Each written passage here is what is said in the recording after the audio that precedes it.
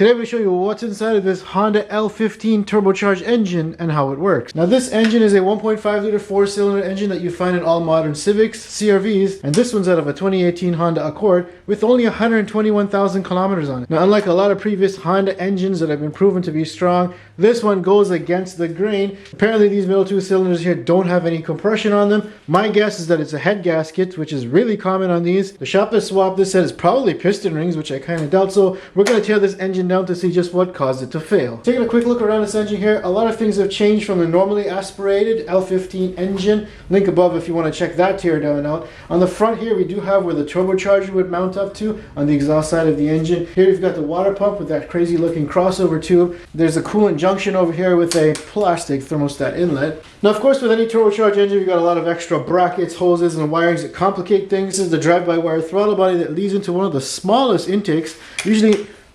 Usually they're pretty thick and they've got a big bowl on them to help promote mixing as it goes inside the engine. At the top there's a direct injection pump, and at the bottom here we do have direct injection only. Most Honda crank bolts are really tight. I was able to get this one loose by sticking something in the flywheel before I put the engine on the stand. I think by now I probably should buy that hex tool that goes in here to do it properly. Hey Ford, take note, not only is there a keyway holding this, but it's actually splined on the inside here, so this could properly fetch torque. A lot of those EcoBoost engines and Mazda MZRs don't even have this keyed inside of here. Let's work on the valve cover next. Looks like we still have spark plugs, but no ignition coils. Here's where the PCV system is integrated into this plastic intake. Then there's a hose here. I can just move that back. This does take 0W20 weight oil. Now I'm going to remove all the 10s. Underneath this valve cover, you can see these are sort of some baffle system where the PCV system hooks up to. This side here is actually blocked off. Notice they're not using engine covers anymore. They'll just write the name right on the top. Taking a look under the valve cover, a little bit different than what we're used to with older Honda engines. On the intake side, we only have 4 cam lobes that feed the roller arm systems, and then that splits off to the 2 individual valves on the intake side. And the exhaust side is what has the VTEC system. Now the VTEC system is for variable valve lift, so you can actually control the turbocharger in essence by giving it more lift, allowing more air to go through. On the intake side, you control that by the amount of boost that you bring in. That's why you don't need VTEC on the intake side. Honestly, I have to keep reminding myself this is a tiny engine. Look at how small this timing chain is. It's only a 1.5 liter engine, but what's tripping me is that it belongs to a Honda Accord, or you find these in CRVs, which are much bigger vehicles. Now I don't know about you, but I absolutely hate having orange dipsticks because it's so hard to read the oil when it's new. I'm going to work on the direct injection pump next. I'm going to remove this bracket. There's a foam that sits on top of here because this likes to make a clicking sound. So on the direct injection pump, we've got the low pressure pump in the tank is going to bring fuel up to here. It's going to get pressurized by a lobe system inside of this housing and then sent down this tube to the direct injectors below the intake. So let's remove this fitting here. And 2 6mm hexes. Now I can remove this high pressure fuel pump, and the spring is there. So how this works is there's a camshaft inside of here that moves up and down. That's going to push the spring thing up and down, and that in turn is going to act like a pump to push gasoline out this way at very high pressure. It looks like we have a pressure switch or a sensor of some sort. Here we've got a vacuum switching valve, exhaust cam sensor. Now it looks like we can remove this housing here. I always like saving my nuts. Oh, that looks like a block-off plate for some oil galleys. Yeah, I wouldn't use a thin piece of steel to block oil galleys. You should always use something threaded, in my opinion. Oh, we might be able to knock this guy off. That's just a bracket that holds everything down. Here you can see the bucket. That's going to power the high-pressure fuel pump. Next, we're going to remove the intake. We've got the PCV hose over here. Looks like we've got a vacuum switching valve feeding into it. A MAP sensor. I'm surprised they didn't use a airflow sensor. Looks like this is all held on by 12s. Look at that, I got more nuts. Pull this intake off here. Oh, there's some carbon in there, yeah. Alright, next up we're going to work on the direct injection system. You can see 1, 2, 3, 4 injectors that go directly into the combustion chamber. By the way, the alternator on these sit on the back, which is really hard to access in the car. Sometimes you got to drop the motor or remove some other stuff just to get to it. Especially in the Civics, which are really tight. We got the little foam jacket here to keep the gasoline nice and warm. Okay, oh, we got gas, This place is going to smell like gas now. My friends are going to tell me it smells like paint. The injectors themselves did not come with the rail. I got gas all over my gloves. But these are what the direct injectors look like. You can see their snout is relatively short. That's because they're mounted right into the head over here. Some other ones, like say Mercedes, will mount it right where the spark plugs are, and they have to use a really long snout just to penetrate the cylinder head. I'm going to work to the front of the engine next. Here is the tensioner for the drive belt. I'm going to work on the timing cover next. Now there is a peekaboo window here that you can get to the tensioner, but we're going to take the whole thing off anyways. The typical Honda problem, always known to get stuck. Here's the oil control solenoid for the intake side. Alright, time to see if we've missed any bolts. Pop this off here. See, this is what I like Honda for. There's nothing critical running through this timing cover. Heck, you could probably run this engine without a timing cover on it. There's no oil galleys, there's no tensioners, oil pump, nothing attached to this timing cover. Take a look at the timing system on the L15 BE. Very simple. We've got a crank going to the camshaft intake and exhaust side. Both of these have variable valve timing. We have a plastic guide on this side with this hydraulic tensioner. And then inside of the back here, you can see you've got a direct driven oil pump that sits on the crankshaft. So let's start zipping things off again. Violence! So here is the tensioner, and you can see it is a hydraulically powered tensioner. It does have a ratcheting mechanism, which is obviously fully extended now, which doesn't allow this thing to be pushed back. GM, you should probably take note. This is how you should make a tensioner. Interestingly, Honda is using a lever arm over here to push from the tensioner up into this plastic piece over here, as opposed to having the tensioner directly acting on this timing slide. So this slide is actually backed with metal with a plastic. At the top here there's one more timing slide, so let's get that off. This one's made of metal with a plastic slide on it. Let's get this hex off here. Why are my tools struggling today? What happened? No. Don't round out. Alright, I hammered a T45 in here. Yes! And then we'll take off that timing slot. Not a fan of plastic, especially given that the Germans made a really bad example of it. We can remove this timing chain. You could probably put this around your teenager's neck and be chilling at high school. Look at how close the gears are in between here. They're almost touching. That's tight. So now we got the front of the head clear. Let's get the back off, starting with this thermostat housing. Here is your plastic thermostat housing and the thermostat. It's got two springs on it, which is kind of unique. I'm going to remove this coolant manifold next. Alright, so we'll remove that with the crossover tube that goes to the water pump. Here's the VTEC solenoid, always known to leak. Oh yes, it's leaking now. So if you ever have a problem with your oiling system, check this screen over here, because that'll give you telltale signs if there was any debris run through the oiling system. I remember on the old K24s, the dealers would memorize the part number for that gasket because it would always leak. Next up, let's get the camshafts off here. There's just 10 millimeters that hold these cam caps on.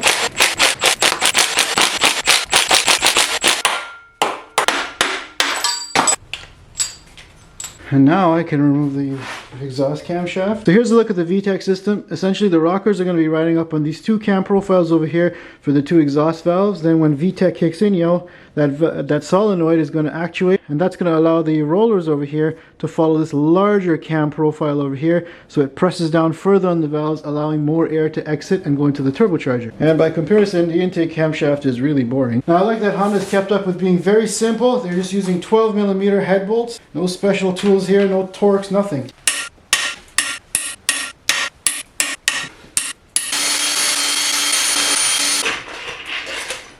Here we go. And here we come to the most fatal design flaw of this engine, and that is this cooling system setup here. We've got a little 1.5 liter engine. You're overboosting it with turbocharging. You're going to have extra cooling. You've got an open deck design with coolant flowing around the cylinders, but to flow in between cylinders, they've added this slot here. Now this slot allows coolant to exchange sides, but it makes the area in between here and here very difficult for this poor little head gasket to seal against compression, and then the head gasket just blows. Therefore, when you do a compression check, you're going to find that the compression from this cylinder is either being shared with that cylinder, or it's being pumped into the cooling system. Or if you do a coolant pressure check, you'll likely see coolant entering the system and disappearing.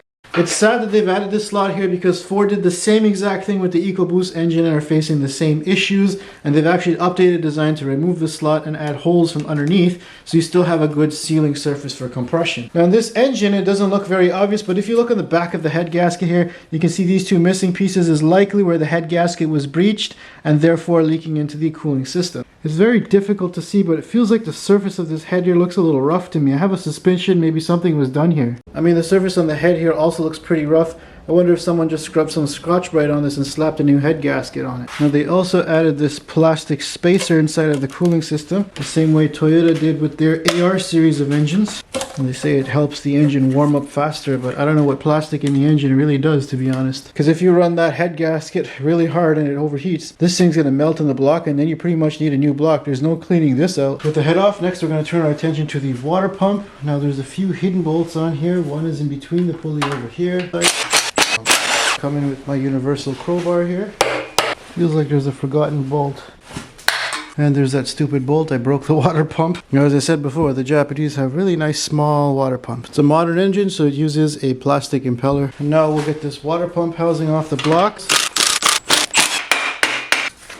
So it looks like we have a oil pressure switch, and that goes into this oil cavity over here. Meanwhile, we have the water jacket inside the open deck block. Alright, I'm going to turn this L15 BE block over so we can make a huge mess. Oh, there's blue coolant. At least that's OEM. Thank goodness for my wife's kitchen pan. That helps a lot to catch oily mess. Now, in typical Honda fashion, we've got a cast aluminum oil pan, which is great for cooling and lightweightness, but it's also not plastic like modern engines. I'm going to remove all the 10mm bolts holding this to the block.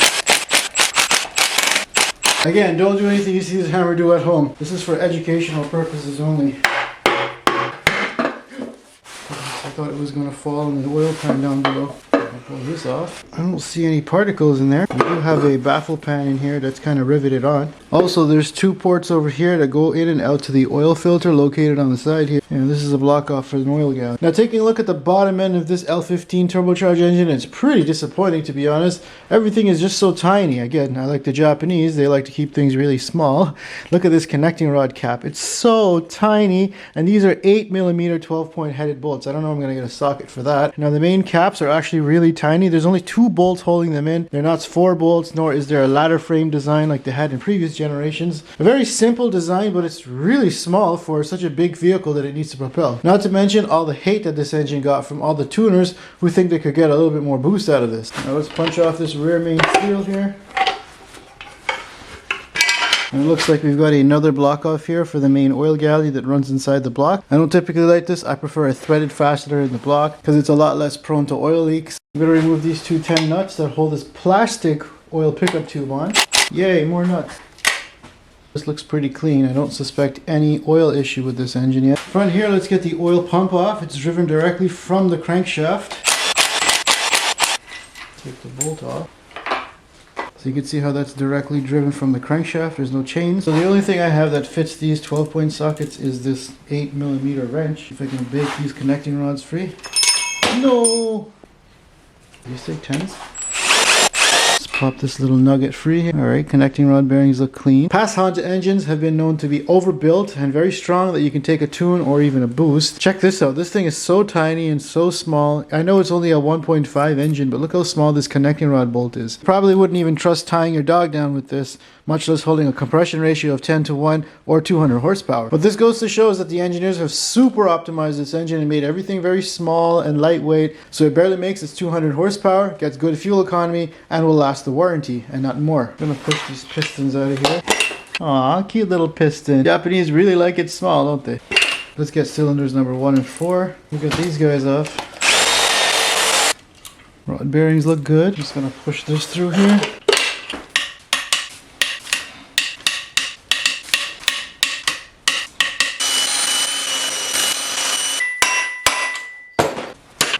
Oh, there's a deep score on that one. First of all, for a main cap bolt, that's not acceptable. This is pretty tiny. Here we have the second main bearing and the third. You can see the third's got a little bit of scratches, but the second one really suffered something going through the oil galley over there as it really scored up this bearing. I can really feel that groove in there. That's not good. Now I'm going to remove the crank.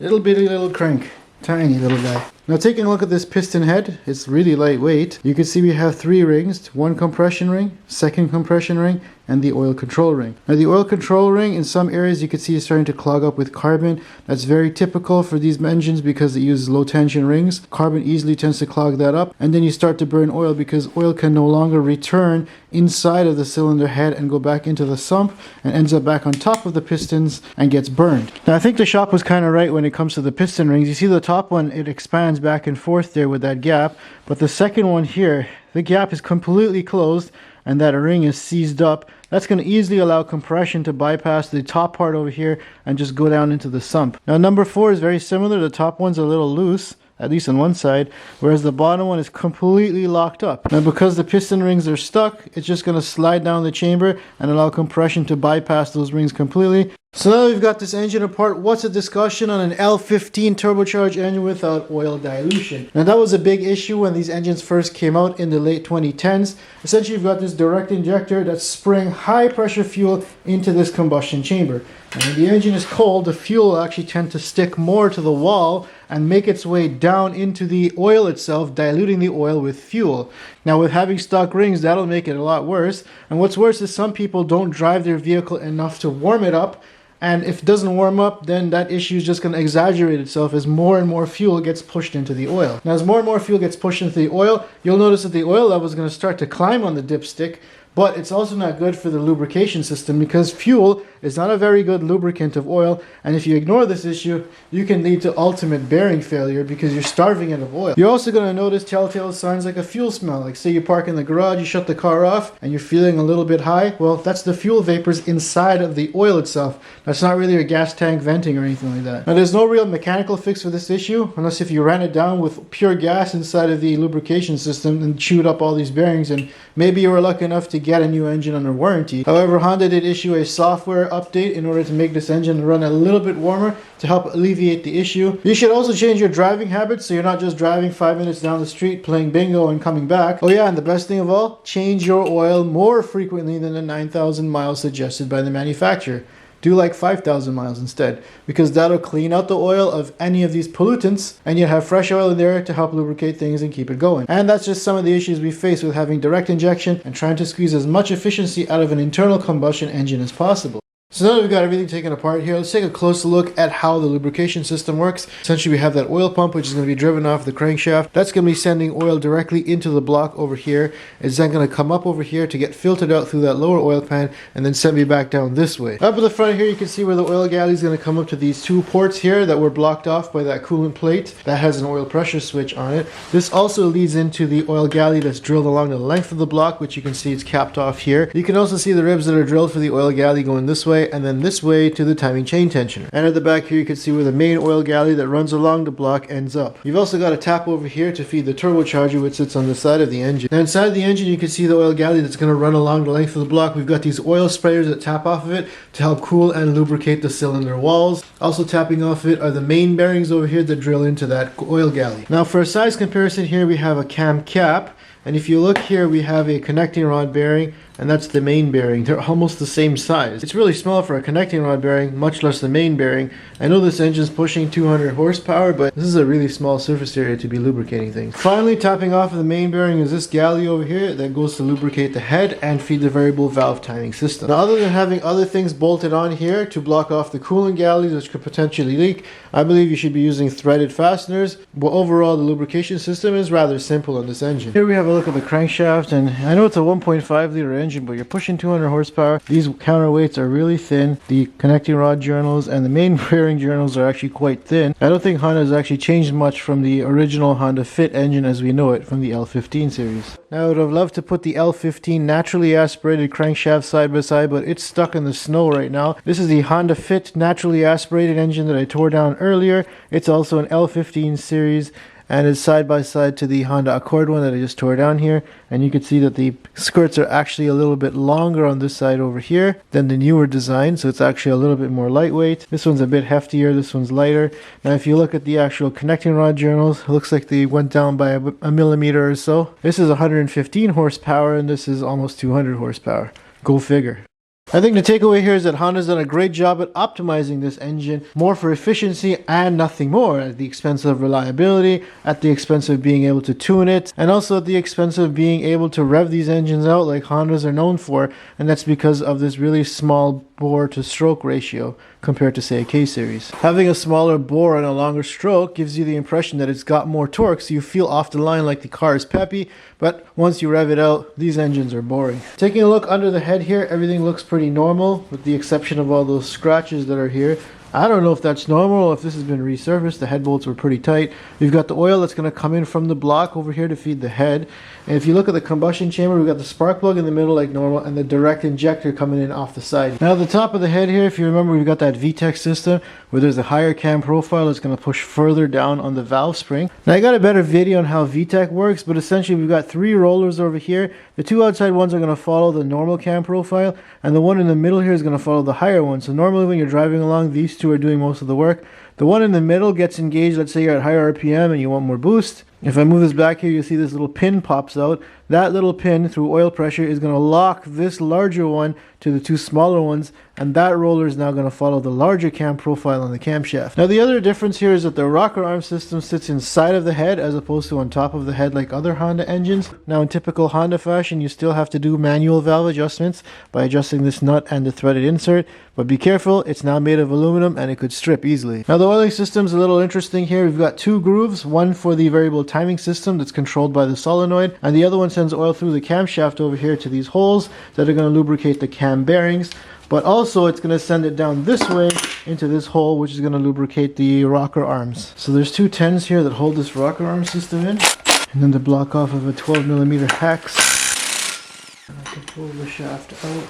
There's the rocker shaft for the intake side, and there's these shims on the side here. And you'll see that the oil is going to go in here, and then there's these tiny little holes over here where the rocker arms are going to get lubricated on as they rock back and forth. This one might be a little bit different because we've got VTEC actuation. I should probably save these as washers because you always need washers around here. So here we have the VTEC rocker system. If I pull this out here, you can see we've got this pin. Now this pin is actuated by the grooves inside of there. You'll see that that's when oil pressure is going to push, and that's going to push this pin outward.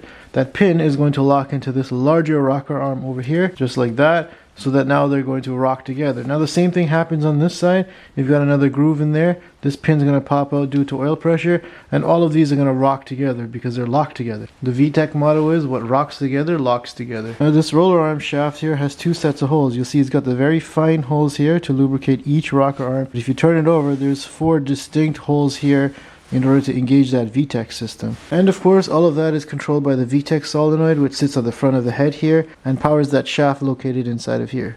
Okay, let's check the carbon buildup on the back of the valves here. I'm going to remove them. Certified valve removement tool. These springs are nice and stiff and they're really short. You can use it to lower your Honda Accord once the warranty is done. Let's pop out these valves. So yes, you can see there's a little bit of carbon starting to build up on the back of these valves. It's only at 120,000 kilometers on it, so you don't expect a lot, but you should do an induction service on these engines because they're direct injection only. Again, you don't have gasoline going into the air intake stream because it goes down inside of the combustion chamber directly. Gasoline's a great cleaner, so it helps to clean off the back of the valves. I wish that Honda could do a D4S style system like Toyota did, where they have dual injection both on the intake and direct. Now an induction service means that you have to remove the intake and pretty much blast off all the carbon. Either you use a solvent or you can use a soft abrasive like walnut shells, but you got to make sure that none of it ends up in the combustion chamber by vacuuming it out. Now, the intake being on the back side of the engine where the firewall is makes it a little bit more difficult to access. But you know what they say, if you give the engine the beans once a day, it keeps the doctor away.